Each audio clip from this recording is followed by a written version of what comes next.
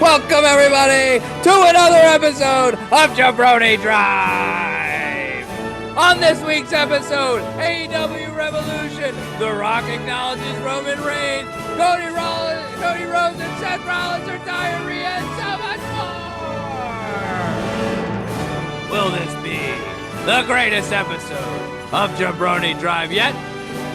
I think so. Timmy, what do you got to say to all the Schmin-Lavelites out there? Tom, everyone knows that listening to this episode is going to be just sweet. And when you listen to Jabroni Drive, you're a jabroni or I love it. You do? You do?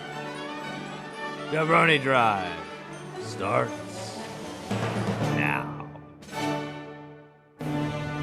What an entrance. Wow.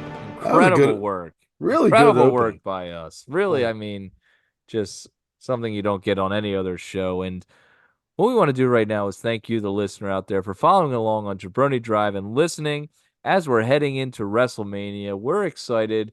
We try to bring you the newest, the greatest insight, topics, conversation about professional wrestling there is every week, and we appreciate you listening. If you're not already doing it, now's the time. Give us that follow, give us that share, that subscribe. Jabroni Drive's growing, the hottest show in all of professional wrestling shows. It's the biggest show in the world, basically. Your number one source for all things WWE. That's right. And we're going to get to WWE and so much more. But before we do that, we have an exciting announcement to make for all the Schmidt-Lavelites out there. WrestleMania is coming to Philadelphia. And if you don't know, we live in the Philadelphia area. We will be going to WrestleMania, and you can come with us. Jabroni Drive is running a bus trip to a tailgate Sunday night, WrestleMania, before the main event at Lincoln Financial Field. Meet us at Graham's Pub, 8919 Ridge Avenue. Get on the bus, have some drinks, listen to some wrestling music, get down there, have some games. We're going to have cornhole. We're going to have beer pong. We're going to be hanging out. We're going to have a good time talking wrestling, getting ready for the show, hyping everything up. Head in and watch the Showcase of the Immortals, the grandest stage of them all, WrestleMania 40, WrestleMania XL. It's going to be extra large, incredible. You got to be there. It's going to be the greatest wrestling show there's ever been. So, please be on the lookout. We are going to be posting more details later. If you're interested and you want to get a bus ride down, be sure to sign up because there are limited spots available. And it's going to be an awesome time. I'm excited for it. Timmy, I know you're excited for WrestleMania, and our tailgate's going to be top-notch. People are going to love it.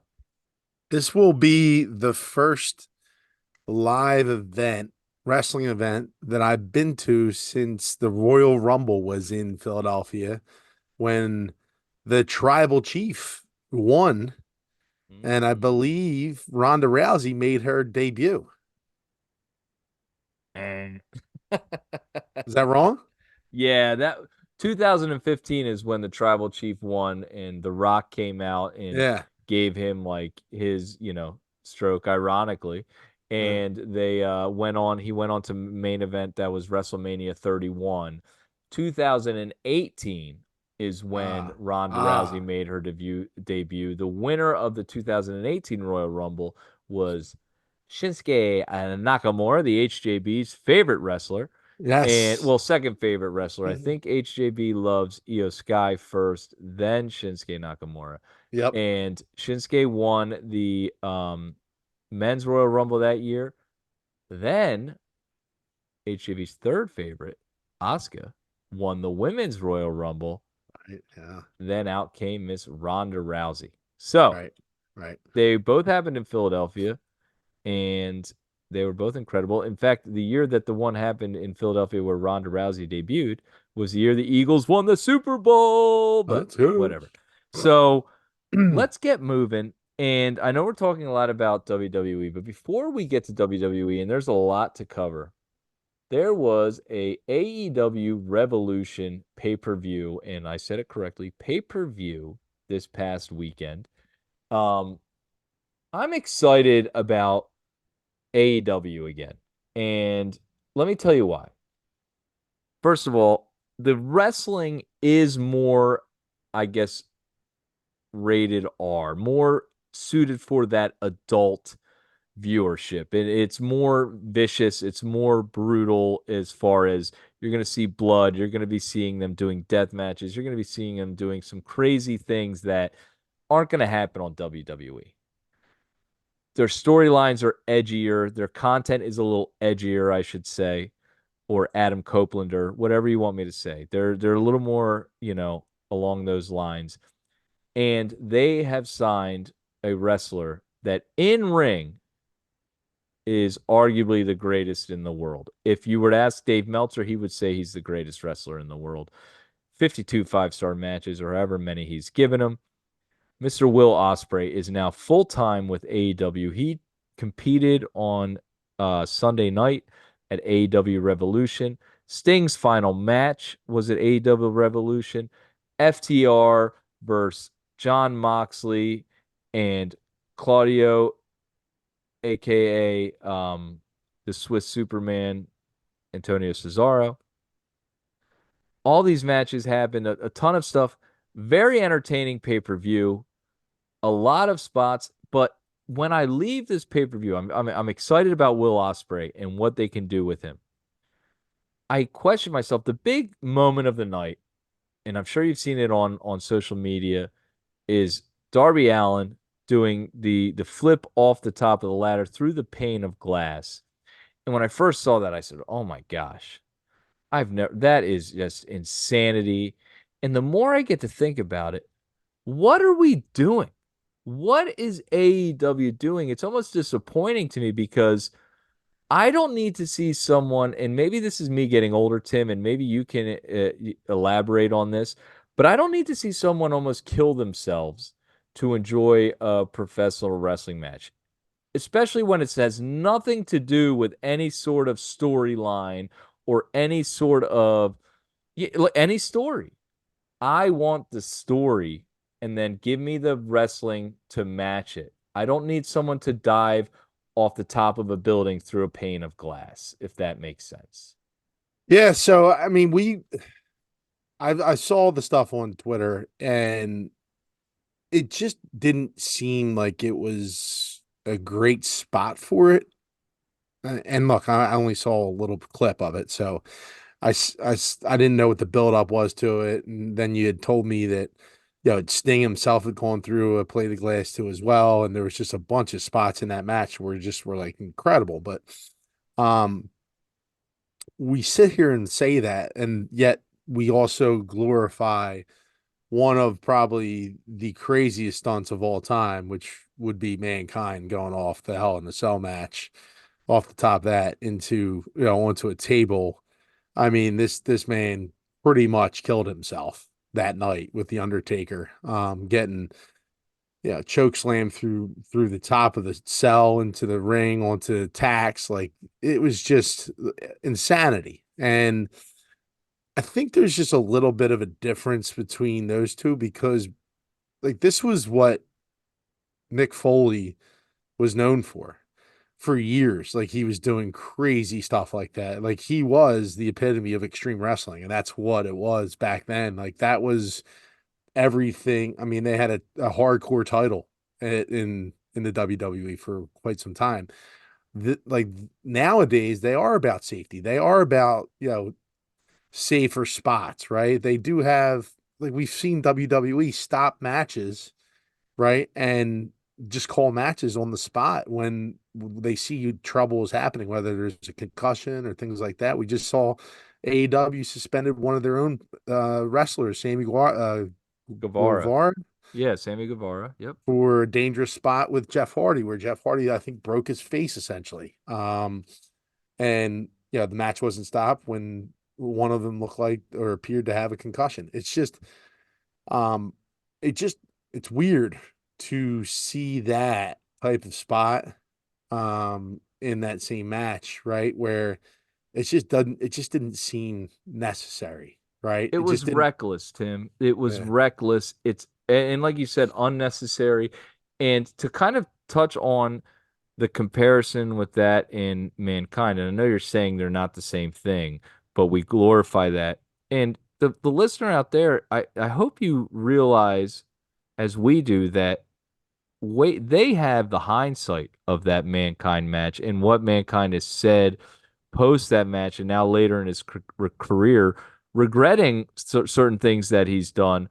But that was a time when that was all new. That stuff had never been done, and it was this build to this excite. And he was the guy. They had a storied history that was the second Hell in a Cell match of all time, and it was just it was something that it's way different back then than it is today.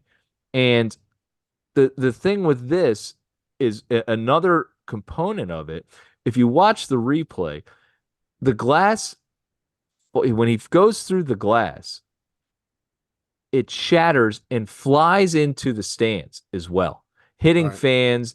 And no one was injured or anything like that. But like, you're close to someone getting glass in their eye. You're close a fan that's ringside getting Hmm. glass in their eye. You're close to him landing in like poorly and in paralyzing himself, hitting a chair right there. And there's no story to, like, I know I shouldn't just be harping on that there's no story to it, but like, if it made sense, it would be something different. It's reckless, and this guy's out there killing himself to make a name and do all this stuff. And I guess the company wants to get noticed.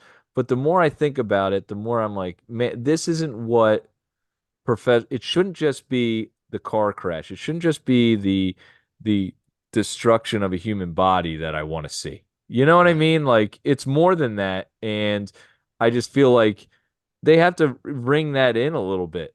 Rein that in a little bit is like, Why you can't just you can't just be doing this for the sake of blood and this, like, oh, it's, I don't know. why It's not for me. so why was there two panels of glass, like windows, like out there? Was it a hardcore match? Yeah, it was like a no holds bar, like anything goes, but it was just an element they added, almost like Mankind bringing in the tax. Like, why did he bring that in? He just brought it in. And the thing with Sting is when he went through one, they had like propped it up on the corner of a ring and they throw him through it. And it's obviously glass that is made to shatter. And but it's not made for someone to jump 20 feet off a ladder through. If you saw his back, I mean, it was shards of glass everywhere. And like, I'm okay with someone sacrificing their body, but like, the more I think about it, it's just like, it's just so unnecessary. There's so many ways to go around and do things that you don't need to do that. And as a fan, you see it and you're like, oh man, that's so awesome. And it was like this holy moment. You know what I mean? But as we are analyzing wrestling and I start thinking about us like analyzing, I'm like, man, that it really wasn't necessary at all. All right. And you know, it's kind of really all I want to say about it. And just kind of touch on that. Like, let's think about, is this stuff necessary? But whatever. Well, It was a very entertaining match, and I want to give kudos to AEW. I don't know if there's been a send off like this for a professional wrestler. Maybe not since when Ric Flair lost and he had the career match with Shawn Michaels. Has there been such a send off for a professional wrestler ending their career for Sting, a guy that is one of the greatest of all times? And I just feel like it was really cool how they did that. The videos leading up to it, the promos leading up to it, Sting's father passing shortly, like a couple weeks ago, and his promo, and then the videos going into the match and stuff they showed in the scenes and his highlights and stuff like that, and WWE mentioning him on air and recognizing. It just goes to show, and everyone's been saying it, how Sting is just this guy that everyone in the wrestling business loves. And incredible career in AEW. Having Will Ospreay, I think, if MJF does come back to the fold with them and they have these powers, I think they can be a formidable opponent for WWE, which will be great for us because it'll build their brand, which will have to force WWE to raise their game as they've been doing the last couple years.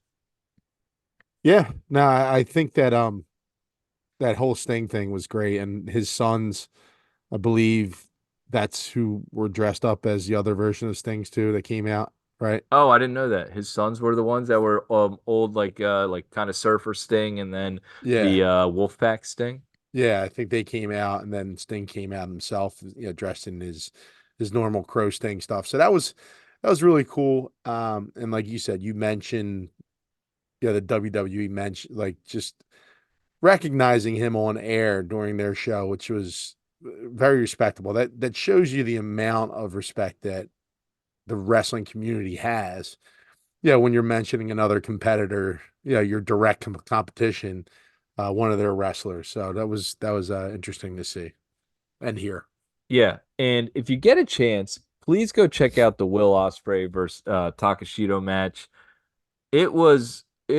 This guy is special in ring, and there's a lot of ways you can look at it. It's a different style than some wrestlers, but he's hard hitting, he's high flying, very fast, very technical. He's a very good wrestler to watch and is kind of that evolution of the professional wrestler. Ties in a lot of different styles with him. I guess my question will be, can he build the storylines in AEW? So it's something we're going to be checking out and tuning into.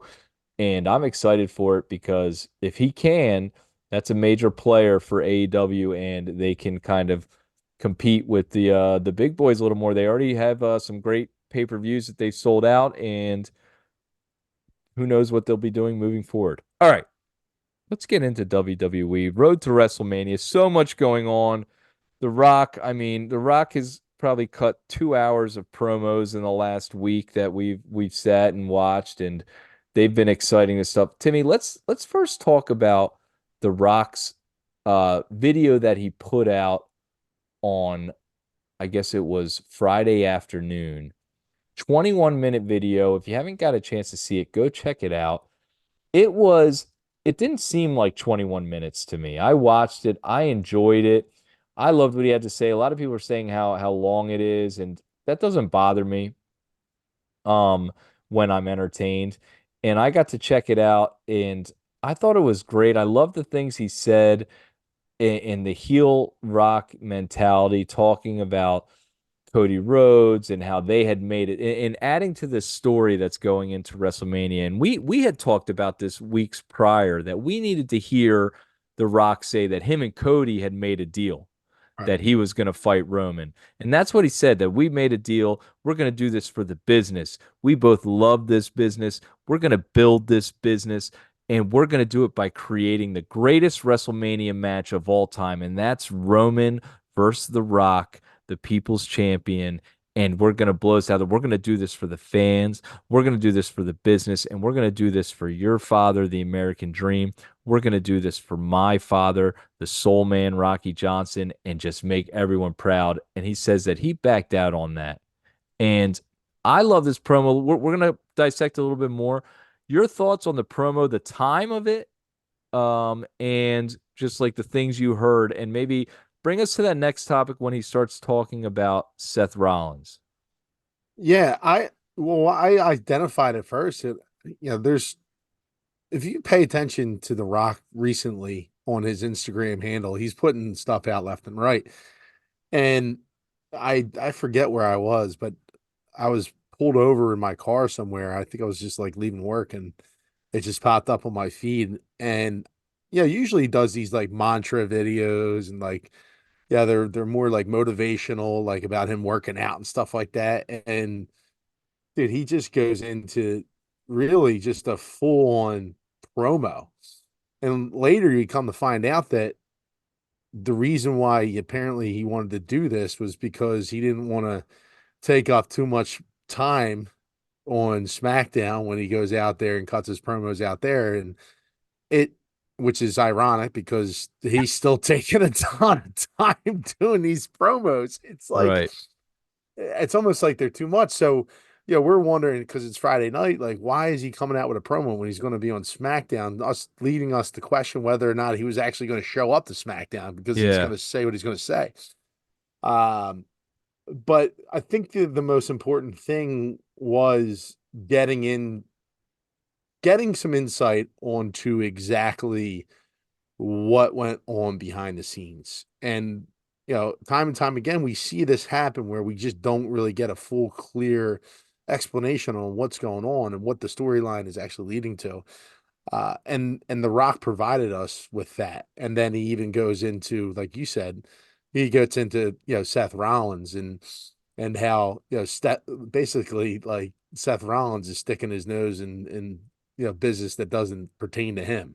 And then kind of leaves him by the wayside too. It's just such a classic like heel Rock way to handle things, and it's just really cool to see him buy or bring back that character and really embrace what he's actually become now since the whole Cody Crybabies thing has manifested itself. It's classic heel Rock, and it's great to see him fully invested back into wrestling again. And then he's taking credit for making wrestling relevant again. And it's like it's Wrestling is cool again. yeah, And Timmy, I would like to think that we had something to do with that, to be honest. it's Like it wasn't so cool until Jabroni Drive came around. I just it's want to true. put the timing out there and everything. It's a Uh, little suspicious. So The uh, Rock's taking credit. Maybe we have some beef with The Rock as well. Him taking credit for wrestling being cool when we just started our whatever. So he goes in there and he talks about how before the press conference they were both backstage. The Rock's there and Cody's there, and they said, "Hey, what's up?" Or they're 10 feet away from the curtain, and then Roman announces that he's going to fight The Rock. And it wasn't until then that Cody says he has a problem. He didn't pull The Rock aside, said, "This has been eating me up. This is a problem. I can't do this." And then we get out there in that walking clown show. The clown emoji, Seth Rollins tries to stick his nose in my business, and I push him back. You don't want any of this. And Seth has been very vocal online saying all these things about The Rock, that he would run circles around The Rock, that the company didn't need him. That was cool before The Rock came back. We built this up without you. We don't need you. And The Rock, to me, I mean, he's got a great response. When you are the star that The Rock is, you can Carry use weight. that. You And carry weight. yeah, and it carries a ton of weight. And him saying, Seth, let me ask you this question. When we were making the deal with Netflix and we sit down and we're signing a never been done before deal, $5 billion. Do you think Netflix was like, hey, when we take over, is Seth gonna be no, they don't care about you, Seth. They never even asked. They probably don't know who you are, Seth. They ask, is the people's champ gonna be there? Am Yeah. I gonna be there? Is Rocky gonna be around? That's what the Netflix wants to know when they put pen to paper and sign a $5 billion deal, which is a kill. And then he gets to the end of that and he says, oh, by the way, Cody, fuck your story. Fuck your story, Cody. And I was like, damn. I like how he even mentioned blurred the lines there a little bit, aren't I? I'm blurring the lines here. I'm the boss. I'm the guy that runs the show here. I do this and that. That whole 21 minutes, I loved it. It was great parts of this story that is leading to WrestleMania, and it's leading us right into that SmackDown promo where he comes out. Timmy, do you have anything else you'd like to say about that Rock promo before we get to what happened on SmackDown? No, I just it's very I just like how it's progressing. Um, they are a little longer, they're in length, right? But we're getting more, as you say all the time, like you want more story, you want to understand like why, right? Like as I mean, I guess The Rock thinks we're nerds too, right? We're sitting in our basements here doing this thing, talking Oh, what about him. about that when he killed? Dude, that's a good thing too to bring up. He killed LaCreca, dude. Yeah, yeah. Oh Um, man, he's like, you're sitting there in your mom's basement talking about it. You don't know shit. The only thing you should be wearing is a straitjacket. Yeah, yeah. So I mean, maybe The Rock is in a way indirectly referring to us, but we just enjoy the work, Rock. All right, we enjoy what you're doing, what you're putting out there. We love the whole thing. Um, we're not Team Cody or anything like that. Yeah, we cut it right down the middle, Tom. We don't, hey, we're not That's one thing fanboys you can here. get from this show. And me personally, I've never been biased a day in my life with any professional wrestler. That's factual. That's totally That's facts right total there. facts right there. I've Uh, never made a um, decision or an opinion bias in my life. you've not. But it's just I've enjoyed these promos. Yeah, again, they're a little bit lengthy sometimes, and I'd like to see a little bit more action to it. Um, but hey, this is what we're going to get. Like leading, that's how you build a story, right? Is you keep adding layers and adding more layers and adding more layers, and then when you get the finished product and it comes to that culmination at WrestleMania, it's going to be well worth it. So just keep giving it to me. I love that The Rock is back in the picture. I love the dynamic between between Roman Reigns and The Rock right now, and like that whole promo that took place on SmackDown was really interesting too, where The Rock has to acknowledge the tribal chief at the end before he Oh, signs we're off. getting to that, dude. That's so what I would want like we and it, as you're talking about it, Timmy, you remind me of things. And first of all, when I think about this, what they're trying to do is elevate Seth. Okay. Seth Rollins in the wrestling world is a major, major star. The Rock is going at Seth because he knows he needs to create more than just a wrestling star. Seth needs to be a star globally, a star socially, and The Rock is giving him that rub. When The Rock is feuding with you, that means he's trying to elevate you in the business behind the scenes. Seth Rollins, I'm going to feud with you and say this stuff about you because I want your character and your draw to come up. I want you like the company obviously wants Seth to not only to be even further elevated than what he is now, and that's why they're putting him in this scene with The Rock because Cody's already starred, Roman's already starred, The Rock. Now we're Seth, you come along too. We need you up here. So that, and we mentioned too in our side text, Timmy, this type of promo, this video that he sent out and sent in, is something that I love to see. It's fairly new. We see Drew doing it a lot, not 21 minutes, but several minutes. We need Roman to do this. When he is not around, Roman Reigns needs to be doing these videos just like The Rock did. Doesn't have to be 21 minutes long, but 5 minutes. Send it into SmackDown. So each week or every other week, we're seeing the tribal chief on the show when he's taking his 3 months off from whatever, after SummerSlam. You know what I mean? Like, Yep. we want to see that. We need to see that. All right. So let's get into SmackDown. It starts with the tribal chief. He comes out, and I like his whole demeanor. He's annoyed, he's frustrated, a little, I think, insecure about everything that's going on. He screams at the crowd 3 times to acknowledge him. That's not good enough. Acknowledge me, or I'm leaving. I've done my commitment. I'm out of here. And then the wise man says to him, well, actually, we have to wait because you know who is coming out, and we have to wait, which even seems to annoy Roman even more. The Rock comes out, he cuts his promo, calling everyone crackheads. This is a What'd you think about that? The crackhead, the meth lines. I'm like, man, that's a that's quite a I said, he's just so edgy now. Like he's pushing it really hard, and uh, you know, last week it was about like, trailer park trash and, the Utah, like, your 50 five wives wide, and yeah, all yeah, that stuff. inbred kids. Yeah. And I just think it's why it shows that he's so invested is because, I said it last show, he is a major, major movie star.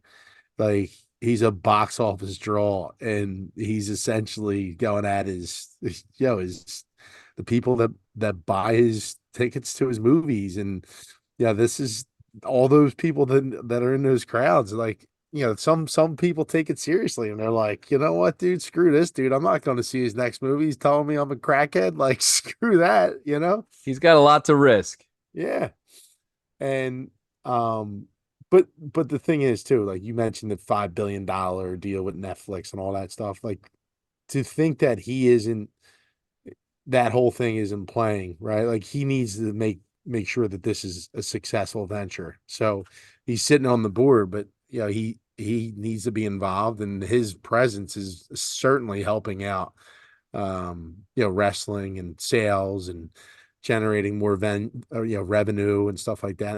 And this build up is going to be epic heading into WrestleMania XL. Right. And I like the way he has these digs and he seems prepared when he comes out there. He does research. He has some funny things to say, the crackhead and like and I forget all the knocks that he has on whatever town he's in, but they're good. I will say when he's out there,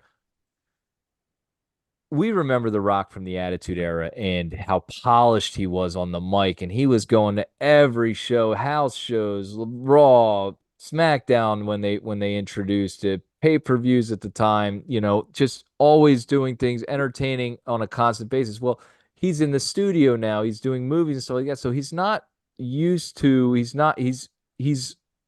rusty Right. and he's out there and I think you can see it a little bit.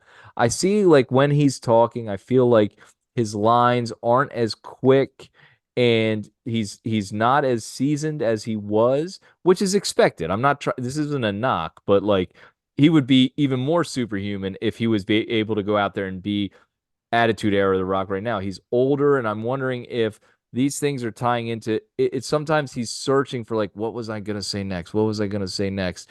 And it's still very good. It's still very entertaining, but it will make the promos seem a little bit long-winded. But so when they do get to the stuff, and we're gonna get to it right now. Let's play a little clip, Timmy. And this is to me when it really starts to take off, and we're like, holy crap. The Rock says, you know, all this stuff, and then he goes, we're gonna beat the hell out of them. And he hits his classic line, if you smell what the Rock, and he's going to say it, and Roman grabs his hand, and Roman says to him, I'd do anything for my family. I need you. I have a big favor from you. I need you to acknowledge me. And right then, Timmy, we were like, oh, holy shit. Like, whoa. Like, this is it. And this is what The Rock had to say after that. Roman Reigns, my family, I acknowledge you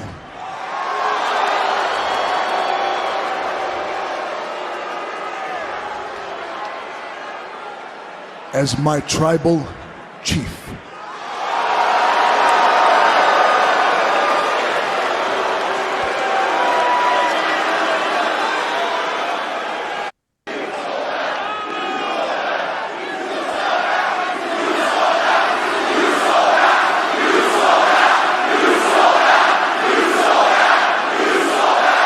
Wow, Timmy. What a moment. I mean, and what an element to add to this story. What did you think when you were watching that?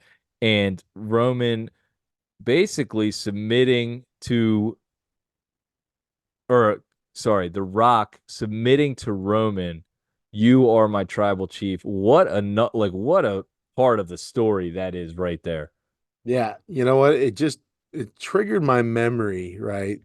To and it's not really the greatest comparison. Maybe you'll understand what I'm talking about. But if you remember back in the day, Superman, right? The movie with Christopher Reeve, right? And I think it was Superman 1 or it might have been 2, where General Zod comes in and like Superman kneels to Zod, and it's like The Rock kneeling to Zod. Like, dude, like you used to be Superman. You're like one of the greatest wrestlers of all time, and you're now acknowledging this dude as your tribal chief. It was like it's like, wow, this is such a big moment, right? Like it's almost like you're passing the torch, right? Something like that. Um, but it was a holy shit moment because you didn't think that this would happen. It's just like, look at the journey we've been on with this guy. It's he comes back and there's always been this speculation about like Roman versus Rock and who's actually the tribal chief. And, is there going to be this epic clash of just titans or of this family? And, we think we're going to get it. And then all of a sudden, like, he joins the bloodline and now he's bowing down to Roman Reigns. It's like, this is it's got a little stink on it, Tom. Got a It's little stink on it, a little bit. something fishy about It's this, something right? amuck here. So let's get into now that we're talking about something amok. He acknowledges if you smell, and he gives the microphone to Roman Reigns. Roman looks at him and is like, all right, we're doing this. What the bloodline is cooking. And the music hits, and everyone holds up their fingers. And yet again, you notice Yep, someone's got the L there. yep. And who else notices it but the wise man? He looks over and he sees the rock. And is he just looking at the rock or does he see the L? And the L was referenced again in on Monday night with Seth Rollins and Cody Rhodes. He references the L as well that The Rock has been holding up. So Yeah, that's what my question is to you, Timmy. And this is what I'll say. If this is all a story to be ended at WrestleMania, this is a waste of my time. yeah. I not okay. I shouldn't say that. If this is all a story to be ended at WrestleMania, I'm disappointed in it. Okay. The Rock, if he is there just to help Cody, I'm disappointed. What I would love if Rock is full heel, let's have him be full heel. Let's have him be uh uh a lackey for Roman, the mouthpiece until next year when they can face each other in the match. Like let's do this for a year and then have The Rock finally break off from Roman Reigns. Don't do it at WrestleMania. It's too soon. You said you're in this for the long game, the story. Please have that be the truth. Yeah, I don't disagree with you. But it just look, this is a big WrestleMania here. Like it has been touted. I know we've had some injuries and things of that nature that kind of takes the sting away from it a little bit, but um it's just there's so much momentum towards this thing, and I'm wondering, yeah, how could it be impacted more, right, than something as epic as that? And I mean, it seems pretty cliche for it to happen if that's the way that they're going to go, right? Is like, all right, okay, Rock's going to turn on, Roman Reigns and become, and he's the good guy again. Like, is that how it's going to play out? But you don't know how these things are. The writing has been really good for the WWE since we've been back. I think we have to trust that, it's going to go a little bit further and a little bit deeper. But for the most part, I wouldn't say I'd be disappointed. It would just be, I listen, we're going to be at WrestleMania and I'm going to sit there and I'm going to be mad to see if it does happen. I was there at that WrestleMania where The Rock came back. He turned on his own family and blood and ended helped end one of the most, you know, unbelievable runs of for a WWE heavyweight title that's ever happened. Like it's going to be it would be an epic moment. And that's what the WWE is always about, is just those moments, right? So I get what you're saying about the long run and all that stuff. I do believe he's in there for the long run, but I mean, I'm not going to sit there and complain about a moment that could be as epic as that. Right. And when you look at it in like hot years from now, when you mention it, oh, the WrestleMania when the Rock, but like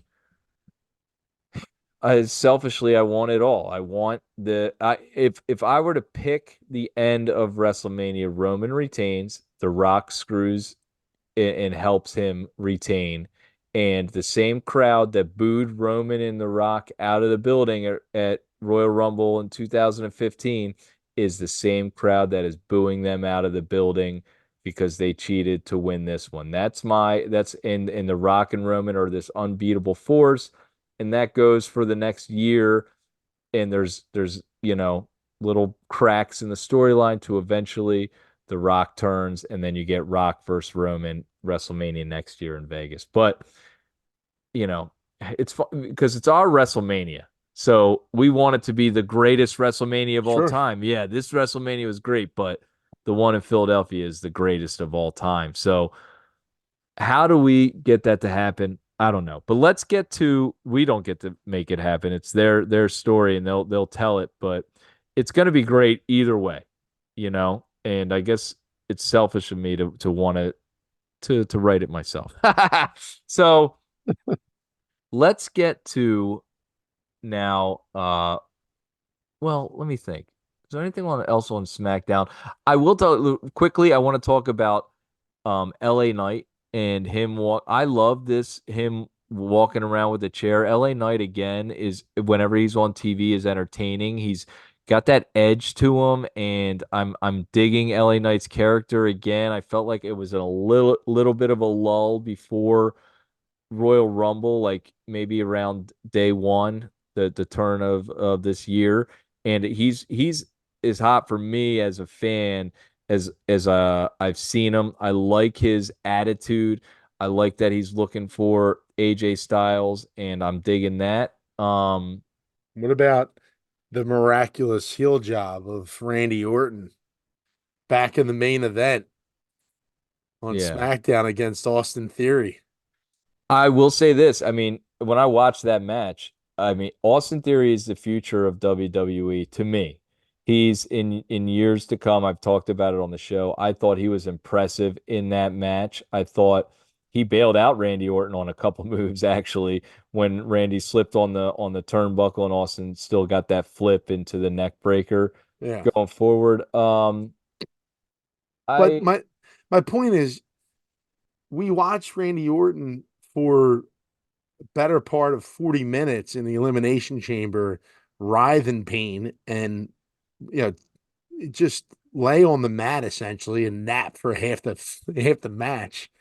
And then he comes out, and he worked a fairly decent match. I mean, the HAB wasn't impressed with it. I love the sell job by Waller and also Theory on the RKO's. They were really good at the end of that how match. about a sell on the stunner from KO? I mean, Well, that that's what I was meant. Yeah, that's what I yeah. meant. That was the stunner from KO. But it was interesting to see that. I just don't he just looked it's like in such a bad light at Elimination Chamber, and then for them to put him in the main event. Do you feel like he's gonna get to WrestleMania in any way, shape, or form?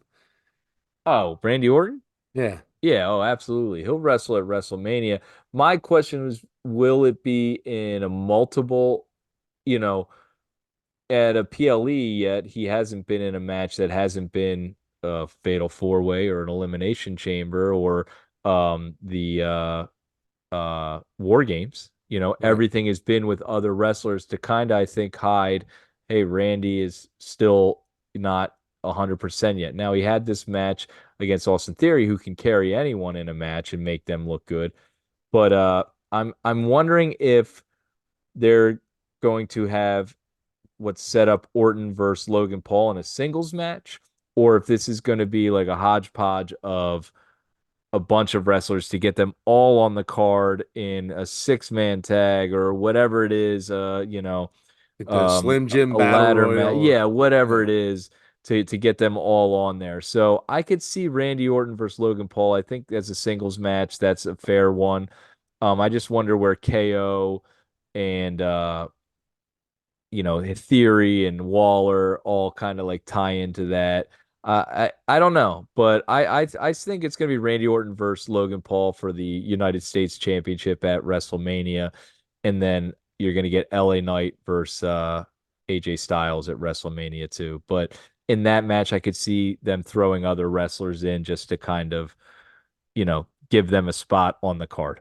But SmackDown overall, I feel like was entertaining. Obviously, the beginning, I liked that they started with The Rock early and then moved on. So let's get to Monday Night Raw, and they started obviously hot too with Cody Rhodes coming out and talking, and then he's doing a good job. I will say this that these guys were a little long-winded too. And their promo went a little bit long, and I feel like WWE has to rein that in a little bit. Okay, like, look, we need you to go out there and hit this stuff, but we're not going to give you 30 minutes every week. SmackDown especially is only a 2-hour show. We can't. Hey Roman, your entrance is great. You can't take 10 minutes to get to the ring. Like, let's get it in. Let's get the story, and then let's move on so that we have a lot of stories we have to develop before we get to WrestleMania. And we're going to get to that in a little bit. But so Seth and Cody come out and they're cutting their promo and they're shitting on The Rock for his 21-minute video as they do a 20-minute promo themselves. And they're going back and forth. There's something, and the big thing I want to talk about, and we've talked about how if The Rock is going against Seth Rollins and they're battling back and forth, that is really being done to elevate Seth Rollins globally and socially. Seth is in a very he's at the make or break point of his social, I think, career. Okay. Is he going to be a superstar globally or just with the WWE? Both are fine. Both are incredible. But he's had a couple times where I felt he's looked bad. He looked poor in this.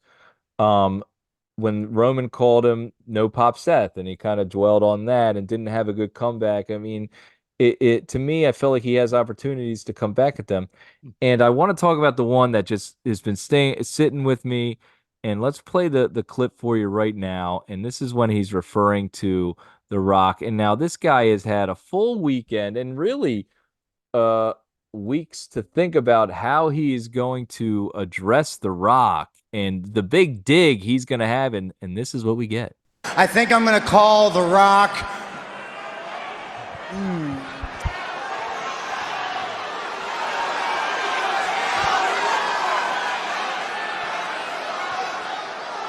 How about Diarrhea Dwayne? Diarrhea Dwayne, he's been running his mouth, and every single thing that comes out of his mouth has the consistency of wet baby poop.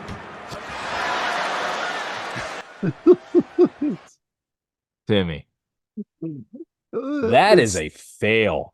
I cannot believe that WWE was did a writer come up with that? Seth's wife, Becky Lynch, could come up with a better. She's classic with these one-liners. When she said to Rhea Ripley, "You're going to learn what it's like to be a bottom." I mean, hello, Seth. Diarrhea Dwayne, what are you doing? And I will say this: now that I'm like we're talking about it, the crowd chanted diarrhea. You can't chant diarrhea Dwayne. There's no way a crowd's chanting diarrhea Dwayne. Like, that's not being chanted. The just diarrhea, maybe. So I feel like we're gonna get that this Friday where they're gonna chant diarrhea. We'll see. But I don't know. It was a fail to me. And my point is that I've been very critical of Seth Rollins, and this is the stuff I'm talking about, dude. Like, this is a fail, and I know like it's not a big thing. It's really like in the grand scheme of things, he can totally fix this and moving forward. But this is the stuff I'm talking about. You're in the big leagues now, like the biggest of leagues. You're going against The Rock on the microphone. You better come prepared.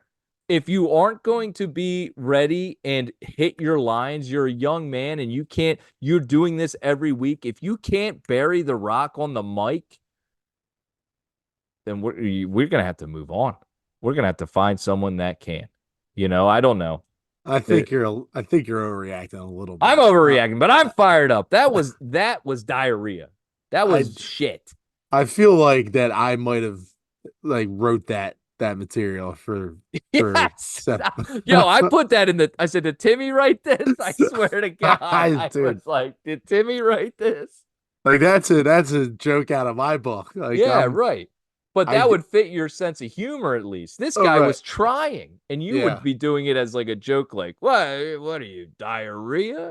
Like it was so It- bad.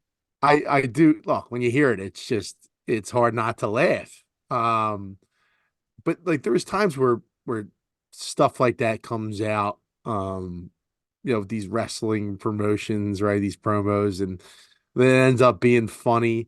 But it just you're right. I think it didn't hit the mark. And the failure is not only in Seth Rollins, I think it's in, like you said, the writers is, hey, but like I think at this point in Seth Rollins's career, he probably has free reign to go and do whatever he needs to do in the ring. Like he's great on the mic. He's one of the best on the mic, on Raw, probably on SmackDown, probably in the WWE. So I don't think he has somebody in his ear writing for him consistently or telling him, hey, listen, this is what you're going to do. You're going to go out and this is what you got to get done. I'm sure he has a little bit of creative control with what he says in the ring, right? And they trust him with that. So I would probably put this way more on Seth Rollins for what actually came out of his mouth, which is basically diarrhea in a way.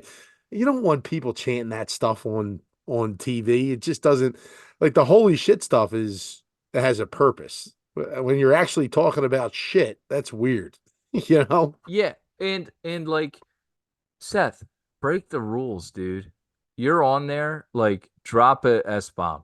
You know what I mean? Like say something to get the crowd like this is your chance. This is like, and I'm not saying like Seth isn't like he's obviously at a level in WWE where, he's cashed in at the main event of WrestleMania. He's a world champion, multi-time world champion, tag, he's done it all, Grand Slam, the guy one of the top stars in the business, but this is your chance to elevate it. And that is a fumble on Yeah. a major scale. Like, that's a fumble. Like, dude, we're in Well, the build to WrestleMania.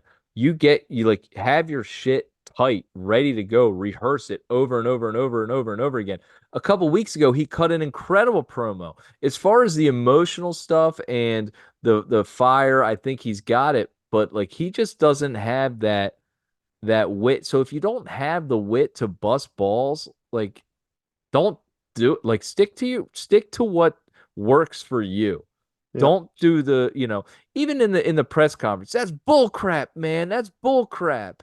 And it's like everyone else is saying like shut the Dropping fuck F up. bomb. Yeah. Like this and that. Like it makes him look bad. Like, Yeah. be a fucking man out there and drop some whatever, drop some heat. And I'm not talking diarrhea. Oh, And Jesus. like say something that's like real, Yeah. And a couple weeks ago I talked about how great his promo was after the press conference. This guy better be ready to bring it on. The Rock ain't gonna hold any punches against you, dude. You better be ready to go back and forth with The Rock and Paul Heyman by this Friday. And you better bring something. You better be prepped and ready to go. And if he's gonna fail on this going into WrestleMania, to me, I'm like, man, dude, that's a shame. Like I expected more. That's all. I'm not mad. I'm disappointed. And whatever. That's all I want to talk about. I guess on Uh, that promo, they did a great job of building that, and I'm excited well, for this I Friday. I think the biggest thing that you're missing here, because I know you love talking diarrhea, I think the biggest part of that promo is the fact that he has been 100% medically cleared, and we're a month away from WrestleMania, which is awesome. So he's a full go. Yeah, he showed actually some of that aggressiveness like towards the end of Raw, where he shows off and showcases his skills that he actually can perform right now. So it was good to see that too as well. So I think that's the biggest part of the promo, not necessarily the diarrhea Well, part. the problem is he's still not cleared on the mic. The company is saying you're cleared 100% physically, but on the mic, Right. orally. Yes. All right. But I don't know. I know I'm going like it's just like it's another thing that I'm just like, dude, get together. All right. So let's talk about some of the matches that happened on Raw, and I thought there were some actually really good matches on Raw this week. And one person I want to highlight, and I'm like really excited about where this kid's career is going. He's impressed me the last couple weeks on the mic, and it's funny that it can be a little thing that you do that it makes it's like, oh man, he did that little wrinkle, that little difference. And it's when Becky Lynch was talking with Mami and he gave the yawn, like, all right, enough of this. And I think for me as a fan, he spoke for me because obviously Becky Lynch isn't my favorite. And I'm like, man, that's all like this kid is getting it. And I thought his match in the Gunther match was awesome. I loved it. I liked the story of it because Dom's obviously this punk and he starts getting the chops in early and he's chopping and now Gunther's chasing him around the ring and he's just getting one cheap shot in after another. And then he just gets the shit beat out of him by Gunther. And it was a hell of a match. And it was just another evolution, I think, in Dom's career and then another match for Gunther moving forward. Yeah, it's a test for Dom to see exactly where he's at. Like we've seen him in different matches before, but never in this type of match. And I think Michael Cole did a really good job with his way how he broadcasted this and how he called this match because he was like, what is Dom doing? Is he crazy? He keeps on why would he be player chopping Gunther? Is he nuts? Like he just kept on bringing that up. Like, why Yeah. is he going in that direction? And it was That's the last thing you would want to do. Yeah, you're yeah, right, Timmy. That's a great point. yeah. So he was pushing on that a little bit, and it just it was cool. It was almost like a temperature gauge for like, hey, what can we actually give this kid? Because he is really good on the mic. Not, I mean, I don't even know if he's really good on the mic because he doesn't really get a chance to talk. Like he gets drowned out so much, but he does the backstage work. He does the little segments. Sometimes, he to me it seems like he's almost joking around. Like I see him like laugh a little bit sometimes, and I'm not sure if that's part of his character, if or if he has a tough time like actually doing the acting backstage. I can't figure that out. Yeah, there was a period I think in the last 2 weeks where he bumped into Andrade and there was just like a weird awkward moment and he like laughed or something like that and I just don't know if that was like planned or anything like that but uh I thought it was a really good match with Gunther and the part where he rips his shirt off and he starts slapping Oh, with it was awesome. it was just brutal. Yeah. And you even saw Gunther at the end of the match. He was bleeding a little bit from Yeah, Dom's Gunther got shot, chops. and it looked like Gunther was pissed off a little bit too. Yeah. Like I know his matches always get a little brutal, and he just it's that he flips a switch, and next thing you know, it's lariat, power bomb, boot to whatever, and he just kind of ends these people, whoever he's wrestling. But like he looked pissed off after this match, Yeah. and you know, I thought it was great, and I guess what I'm trying to say about Dom and his character is that not many people can do the character that Dom does. And he does it so well. Clearly, the crowd booing him when he gets the mic shows that he has some major heat. And he just plays that fucking punk that you want to smack so well. And he does it so well that I've actually started to enjoy it because I'm like, man, this guy is he's awesome. Yeah. Like he's so hated. Like I love it. And if we can we stick just moving on from Dom now, unless you want to add something else to it. No, you're gonna go with the Imperium versus Judgment Day match Well, then, not or just not yeah, well that in itself, but just transition from a guy that I've been heavy critical on that is also in the Judgment Day, who is Damian Priest. I thought he had one of his strongest episodes probably in recent memory for me, where he actually this Raw he looked like an absolute force, and he delivered on his lines. He didn't fumble really at all. It was just strong, like from just the backstage stuff. to his in-ring presence, and then just to his performance in that tag team match against Imperium. He was extremely aggressive, very loud in the ring, like, and I think that's what we miss from Priest is that aggressive side to him. If he shows that and showcases more of that, and we get that Priest from this past Monday night, I can buy him as a legit contender for either one of those heavyweight titles but I mean, it just has to be more consistent to me. But I mean, if we get that guy who showed up on Monday, I mean, I think you really have something in him, and you can continue to build that up. But it just that was a different side of Priest that I've seen. And I would say that's been the last 2 weeks, actually, because I liked their promo last week against Imperium.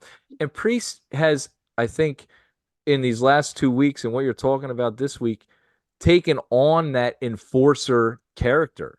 He's come off a little more aggressive and a little more serious, like, I'm gonna fuck you up, like, and kind of backed it up in his match against Imperium this week and what he said last week, like kind of a little more of a real, kind of cutting edgy enforcer type, like, dude, enough of this. Like, I'm sick of this. No more joking around and no more just like talking about it. Right. It seems like he's taking a little more action and being more aggressive. And I got to agree with you, Tim. He's been impressive to me, the last 2 weeks. And part of this is making me think now, is there a chance that we get him cashing in on Gunther? Yeah. Because that could be a very real possibility, because they're feuding now, Imperium and Judgment Day, and they were talking trash last week and then again this week with this match. And the more we have them together, maybe he says, I'm going to end Gunther's reign, and maybe we see that cash in at WrestleMania and he cashes in for the Intercontinental title. Yeah, well, Who knows? and yeah, we got that tag team match, which was really good. Just showcased his power more so than anything. There's a spot in the match where he tosses, I think it was Von Kaiser, out of the ring, almost like he was going to choke slam him over the top ropes. That was a really good spot. And then there's a period where both members of the Imperium are in opposite corners, and he's basically doing these like stinger splashes to him, right? Like Right, yeah. in both sides. It was just really like athletic type of stuff that you saw from him. And then Finn does his thing with his like sling blades and all that stuff. And um, I just don't like them still as a tag team. I like Imperium more so as a tag team. That they're familiar with each other's style. It just doesn't work still. So I think they're going to lose those titles soon. I just don't know when and to who, which brings me to question, where the hell are the Creed brothers? We haven't seen them in a month, it seems. Yeah, it's And it's, I it's don't know where strange they're for at. them to just disappear from television after that hot start they came in with. But um, we've getting a lot of heavy dose of DIY and New Day, New Day. Judgment Day, uh, Imperium. Yeah. And I mean, not even American Alpha. They're like kind of, or American Alpha Academy. They're kind of more single stuff.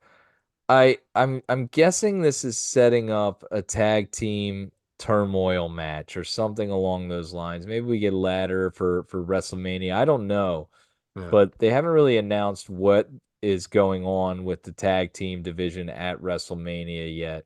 So we'll have to stay tuned in for that. But a lot of talent, and let's give kudos to Imperium, because it seems like every week they have a match, and Ludwig and Giovanni are whether it's their talent or they bring out the best in the people they're going. I mean, their street fight with New Day yeah. was awesome last week, and then the Mm, match this week with Judgment Day was awesome. And it just seems like every week they have a match, and it's entertaining, and a lot of things. How about Giovanni when he does that collision, like the kind of crossbody, like, yeah. man, I was like, geez, that has to hurt. That's a full on, like, you're running full speed, just one body into another and slam it. So There is so much talent in the tag team division. They have to decide what they're going to do with WrestleMania. And then after WrestleMania, can we get some storyline going with the tag team division, please, and get a real story and a real heel to chase or something? I felt So like they were. I felt like on SmackDown last week there was some type of uh, just a little nugget that they were going to do something with the titles, with the tag team titles. Whether that they do they split them or what do they do? I don't know. But I thought there was like I a think you're right. yeah. I thought we got like a little nugget there Aldis, where because yeah, the what is it, the New Catch Republic? yeah they were They talking were about saying we want our chance again, and Aldis says, just hold on, I've got an announcement coming. Me and Pierce have been talking about right. this and that, and they should, if they're either unify them or split them, one or the other. Yeah, there's no But reason to carry around four belts every single time you're yeah, going to the it's ring. It just makes no ridiculous, sense. and it's not like one goes on the line. I don't know. It maybe at WrestleMania they decide to have them all and they have two like ladder matches and they have the one on one side and one on the other. And when you pull one, you become those champs. And they could have like someone win those and someone win the other. That would be kind of cool. Yeah, Both belts are hanging because that's never been done before. And you have one on one side, one on the other. So you could still like Judgment Day could come up and pull the one and okay, you still have these ones, but those ones are still available and another tag team win that. That would be kind of interesting. yeah, Like the sure. match doesn't stop on one pull. All right. Let's talk about I want to talk about real quick I just the women's division on Raw and Becky Lynch fought Nia, aka Nia Jax. Mhm. Um and the match was hitting, and then Liv Morgan comes out and gets involved. She was upset about her match being interfered with the prior week. She's kind of getting this almost heelish turn going on here. And I guess the big question is, will it remain Mami versus Becky Lynch singles match, or are more people going to be thrown into this match? Timmy, what do you see happening here? Or is this just setting up Liv Morgan versus Nia Jax or another female um, you know, Yeah, showcase, not I like don't. the singles and then female showcase a bunch of them all together. No, I think the Becky Lynch, mommy match is enough to stand alone. Uh, this could just be like a build up, right, to after WrestleMania, where yeah, that Nia or Nia, I should say. You did it again. Yeah, Did I you did do it that on again. purpose or was No, that a I slip? did. That was a slip. Yeah. So she and Liv Morgan get into a little tussle here, and then the other person that's been missing from this whole thing you know, has been what's her face? Jade Cargill. She's completely missing. And what are we waiting on with her? And like she needs you can't just keep her in the box, right? Like you have to let her out and we have to I mean, just like they're doing with Tiffany Stratton. Like, look at her. She's come back into the fold. Well, not back into the fold. She's been promoted and she's done wonders already. Like, and we're worried about protecting Jade Cargill because of whatever reason you want to give it to us. But like she's been sheltered. She's been shelved essentially. Um, other than just the match at not Elimination Chamber at Royal Rumble. the Royal Rumble. It's just it's ridiculous. So I think there's got to be some action with her upcoming. You're leading up to WrestleMania. I don't know. I don't know which way that they can get her involved because both matches are already set. Um, maybe there's a number Bianca one Belair's contender. looking for an opponent. Yeah, that's a good point. I Yeah, would love her and Bianca Belair to go, and if I were to choose, I would have her go over, have Bianca Belair put her over, and then you have because Bianca Belair is still going to be a star, win or lose, and you have her put over Jay Cargill, and it's like, whoa, you have this obviously the look, and she just beat Bianca Belair, who's one of the greatest women's wrestlers in the world. That women's division, we've talked about the depth in that women's division last week and how it's growing, and with the addition of Jade Cargill, like you're right, Timmy. Bring her out of the box. WrestleMania, and we're gonna really dive into this right now. We're 30 days away. I think it's as the airing of this will be 32 days away or 31 days away. If we're going to be having matches going and the storylines aren't set, they need to start Friday. They need to start Friday, Monday. Like, we need to get these going. There's not a lot of time left if you want to have these storylines mean something at WrestleMania. So as I'm saying that, segue, we get into the main event of Monday Night Raw, which is Drew McIntyre versus Jey Uso. Now, the match itself, and I don't think we're going to be getting like incredible, hardcore, hard hitting matches from two. Like, these guys have a lot to lose via injury if something happens. The match is very entertaining, but we're not going to be getting the 5-star, all out, everything on the line match here that you could get from these guys. Out comes Solo Sikoa, interferes. Cody Rhodes comes in and takes care of him. Out comes Jimmy Uso, more interference, helping Drew McIntyre get his finishing move. 1, 2, 3. Drew McIntyre wins via interference again. Jimmy starts to beat down Jey again, grabs the chair. Out comes Seth. Seth is then distracted at taking Jimmy away, turns around, Claymore from Drew McIntyre. This is what I'm telling you. Real quick, and we've talked about it a ton of times, Drew McIntyre is incredible. We like every week, his promos, his stories, the stuff he's doing is just, it's great. It's so entertaining. Social media, the stuff he's putting out there, very similar to The Rock putting out a not as long video, but he's been doing very good with that. His interaction with Seth on X today was very entertaining. What I want to talk about, Jimmy Uso versus Jey Uso at WrestleMania. If this is happening, let's go. This Friday, there needs to be more added to it. We need an in-ring. We need a promo or a video or a sit-down interview at some point. We need something. We need to add to this to hype it up to WrestleMania, because that could be the match of the night. That has potential to be the match of the night.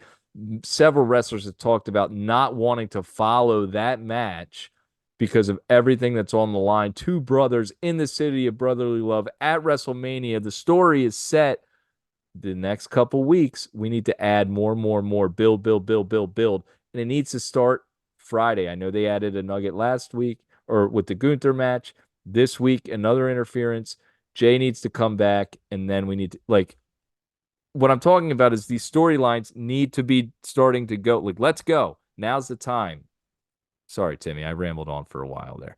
Keep going. No, you're dead on. It's the road to WrestleMania, and every single person that comes out, they point to the side, they all want to be in WrestleMania. We get it, right? It's just a little overdone right now at this point, right? So let's get like these matches set up. Let's get like some momentum behind them so people can invest, right? And pick, hey, who we want to see win this match? Who do we want to see, their career be pushed into a different light or to a different height, right? And this is where all the stars are made, man. Like, WrestleMania is the showcase that gets these stars to the next level. We're getting some insight with the Intercontinental title, so we have that kind of map on. We have the 6-way gauntlet match, the 6-man gauntlet match, which is coming up, and somehow Ricochet gets thrown in there, probably for entertainment purposes, but he has not been on TV for probably 2 months. So he's in that. You got Sami Zayn, who's starting to get some momentum heading into that one too as well. You have, who else? Well, Gable and Sami Zayn of that gauntlet, I think, are the two that we are saying have a shot. You got JD McDonough, I believe's in it. Is Ivar JD. in it? Or no, Bronson Reed. Big Bronson Reed's in Yeah, it. and the two favorites of the people in the gauntlet have to be Sammy and Gable. Yeah. So I'm excited for that. Whoever wins that, if I were to say, I'm going to pick Sammy, because we haven't seen Sammy versus Gunther yet in the match, and that will be an epic, like, that will be an incredible fighting match, man. And what a moment if Sammy were to be able to take out Gunther at like that will be incredible. I wouldn't want to follow that one either. But let's get who is fighting who. Let's really start to lay down this card so that you can build it for the next month. Who's Gunther going to fight? Who's, what's going on with Logan Paul? What's going to be going on with the tag division? Is Jay Cargill going to be fighting or Jimmy and Jay actually fighting? Let's set the matches so that we can, have each story roll out in the next month leading into it. Like we need You to have start getting you have going faster. you have 2 nights of WrestleMania, and there's only a handful of matches that are already set. You can see the AJ Styles LA Knight thing is probably going to come to fruition where they're going to end up having a match at WrestleMania.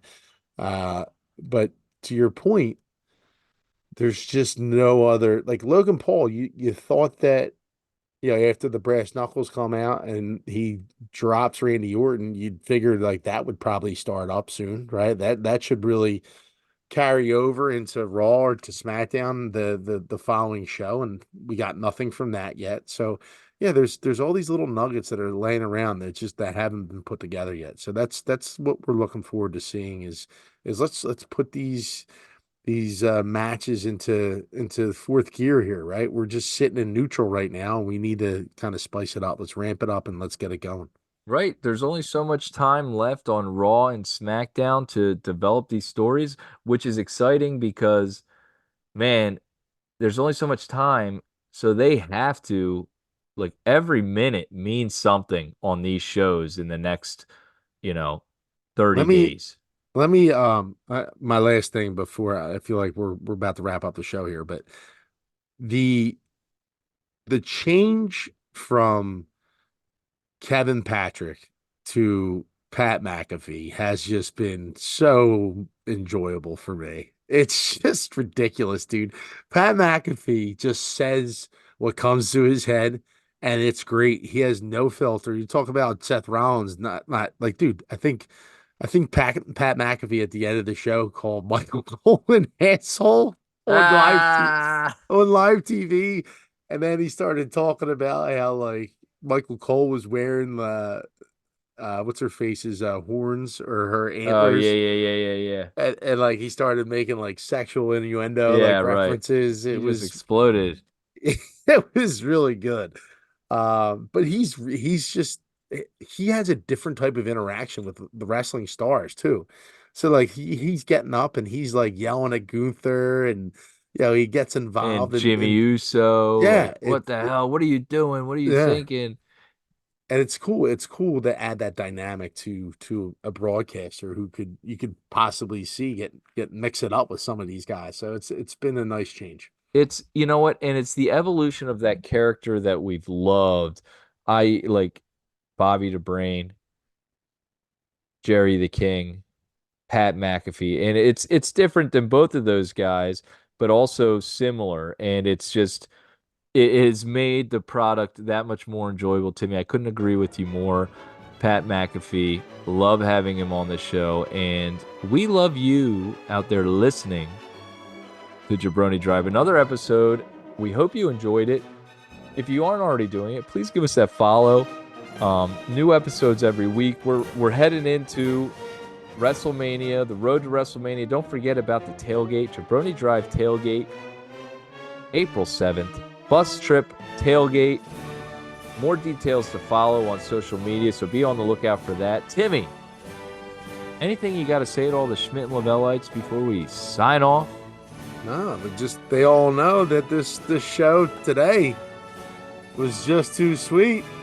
So And they also know that when you listen to Jabroni Drive, that you're a Jabroni for life. That's right. When you listen to Jabroni Drive, you're a Jabroni for life. We love all the Jabronis out there. We appreciate you listening. New episodes every week. All things professional wrestling, particularly WWE. Super excited for what's coming to go. Big episode this Friday. What will we get? What nuggets will we get from the WWE wrestlers? And I can't wait to see it. And we'll be covering it all next week on Jabroni Drive. We love you. Until next time. Peace. Peace.